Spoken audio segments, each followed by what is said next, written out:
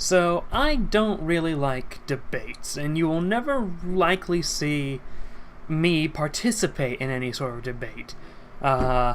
You probably won't see any debates on Radio Rat. Well, you might see debates, but I just won't participate in it. It just might be funny to have a debate out there. But from an intellectual standpoint, I don't like debates, and that seems sort of oxymoronical. What? You don't like debates? Debates are where two ideas are brought before each other and they clash, and then the best idea wins. Sort of this marketplace of ideals type theory applied to conversation. And I see debates being used constantly as a medium through which discourse happens, I guess. And I'm completely in the dark, by the way. I think you guys have noticed that by now. This is how it typically is up in here. But this is the typical lighting. But let's see. So why? Yeah, we typically see it used in the discourse of how we pit two ideas together. But why do I not like debates? Well, when I engage in conversation, I kind of want to I want what I say to reach the person I'm talking to, you know. And that's not saying people in debates don't listen to the other person. They do. But the goal of their listening isn't to understand, really. Well, kind of understand, but not to... How do I want to word this? When they're hearing your points, they're thinking ways around your points. They're thinking ways to hit your points. Okay? Because they're defending their own points. And, especially when you just have two people debating alone, with nobody watching, it's pointless. You're just going to be throwing jabs at each other until ultimately, psychology shows that when we have two clashes of ideals, it will start to hurt as they like physical. The brain will have the same reaction as physical pain, and then pain elicits aggression, and then you're going to start throwing jabs and insults at each other and doing the whole ad hominem route. So that's at the root. Debates are pointless. How many debates have you seen where the two people are debating, and then by the end of it, the other person's like, "Oh, you're right. You worded that in such a good way. I'm just going to completely change my stance, and I think you're right." You might have some lucky souls out there might have seen that happen like once in their lives. But what brought me to this topic was I was thinking of Radio Radix, my live show every Friday, except Fridays when, it doesn't work. And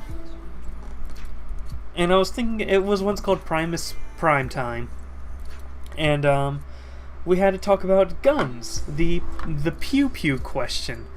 And it was a very easy topic to turn into a debate.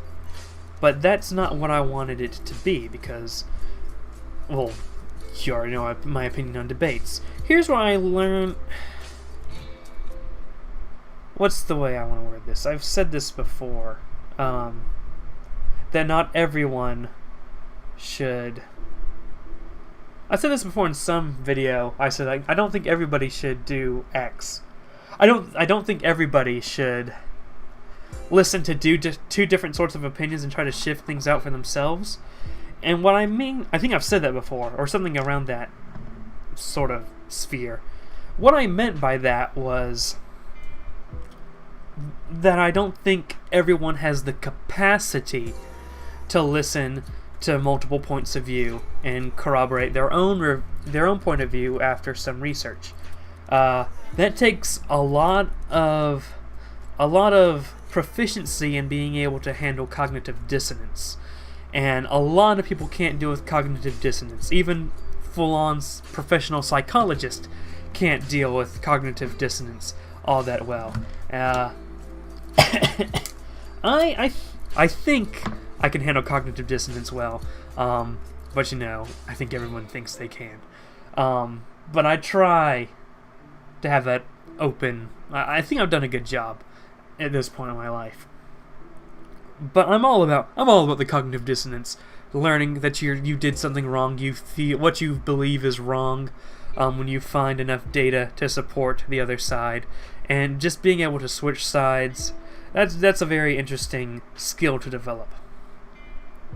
Actually, I had a psychology professor who, like, knew the science behind something about how, I forget what it was, but something you shouldn't do, but she did it anyway.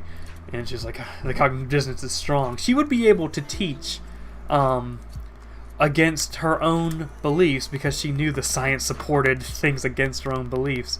And I don't know, I kind of respect that, even though I guess the ultimate respect would be to actually readapt your life with the new knowledge, but whatever.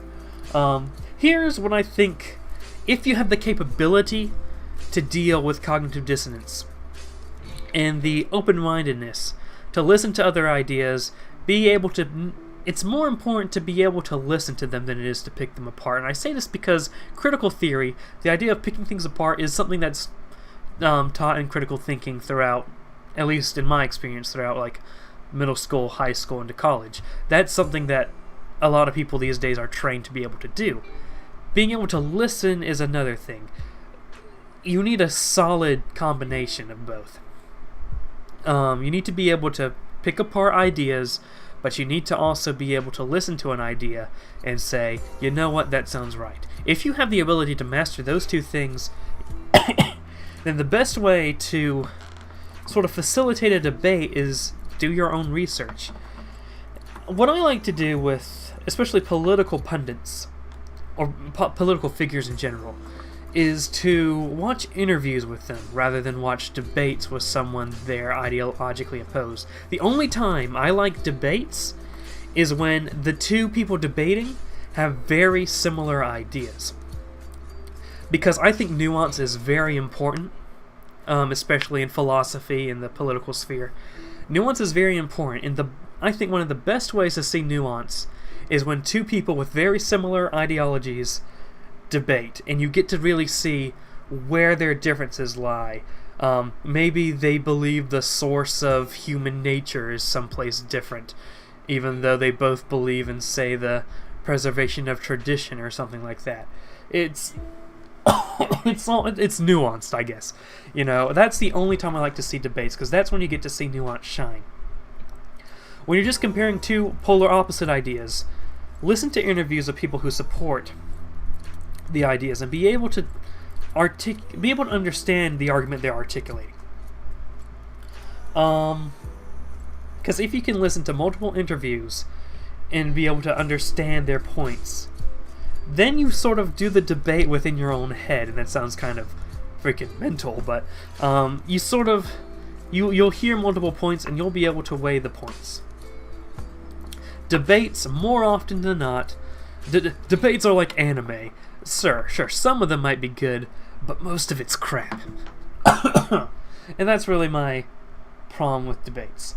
So, if you look at the Pew Pew question episode of what was then called Primus Primetime, it's an interview more than anything else. It's me interviewing Twisted Ambition about a topical subject at that time, which really is a topical subject at any time, and that's school shootings and gun violence in the United States.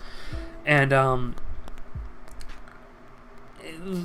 I think some people might have been expecting a debate or something, but I wanted to conduct it like an interview. If you notice, it's me asking questions, him providing answers, and very rarely do I say, oh yeah, I agree with that, or, well, actually, I think this is wrong because X.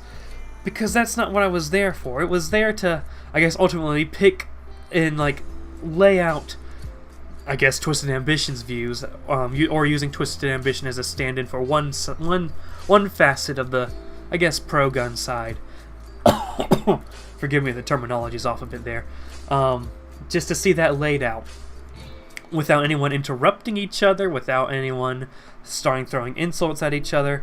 It was just that. So people who had their own opinions, or were willing to listen to other opinions, could see it, instead of seeing it wrapped up in a more, wrapped up in a more almost hostile environment that you see in debates. Whenever I go, it's to show that I'm listening, it's to say, yeah, I'm following along, I'm listening, keep talking. And that, I think, is the best way to do something like that, particularly for people who are smart enough to deal with that. And you might call me an elitist, because I have this strong belief that almost a classicist view that There are people with the mental capacity to do great things, and the people who aren't of that mental capacity. And I feel one class should be sort of in the head of politics, governance, decision making, science, that stuff, and the other might be fit for doing things that might require less brain power, less critical thinking. I think that's a very elitist sort of point of view. It's a very Richard Dawkins-esque view. I believe he said the same thing about Brexit. Richard Dawkins is a very interesting person that I like to keep up on. But yeah. So I think people with that sort of mental capacity should be doing it, because when you get a lot of the plebiscite, a lot of the lower mental classes involved in politics and discussions and debates, that's when things get crappy. And I think most people fall in that category. So that's another factor as to why debates in general tend to suck. Yeah, again, the only time a debate is good in my experience, and I'm just talking off script, so I haven't had much time to think about this. So, there might be. I should avoid saying the only time. But the only time I can think of right now where a debate really helps is when people are very ideologically similar, and you want to see the nuance, and it has to be done before an audience. That's the key. Never do a debate without an audience, because nobody will have any opinion swayed. That's just the nature of psychology. Let's see, anything else I wanted to say about it?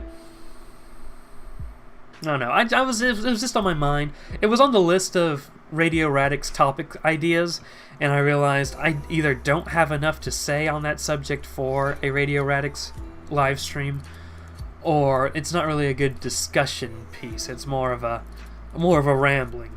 And that's what we're doing here on Commander's Cabin, with the lights turned off and my face illuminated by the screen. So, thank you guys for watching. Check out the main channel, by the way, where I actually put effort into videos. That's just my thoughts. Get out of here.